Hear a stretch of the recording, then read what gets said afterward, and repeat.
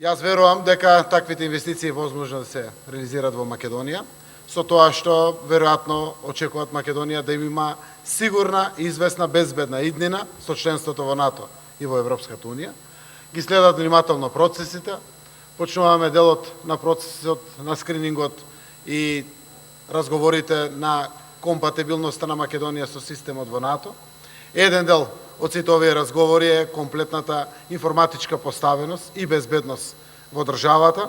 Се работи за сериозни компании, посакувана е сигурно од сите, вклучително и од вас, да имаме такви компании.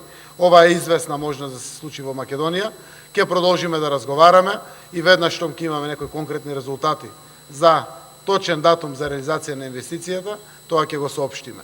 Односно, првото соопштување ќе биде било каква формална потврда од нивна страна, ќе излеземе пред парламентот за промена на данокот на добивка за сите компании во информатичката технологија од секој можен аспект, да го намалиме од 10% на 3%, заради тоа што тоа е дел од пакетот на понудата која што разговараме со ваквите компании, кои што секако имаме сериозен основ. Јас сум го споделил транспарентно тој основ со јавноста во Република Македонија и за многу други инвестиции, вклучително и за овие можни потенцијални инвестиции, кои што се уште негувам надеж сериозна дека ако Македонија ги заокружи известно политичките процеси и тоа се потврди и преку уставните амандмани, а со тоа стане известно членството за НАТО, кое што и текако е важно за едни вакви компании, за да реализираат својата инвестиција, сите заедно ќе помогнеме на бордот на директорите да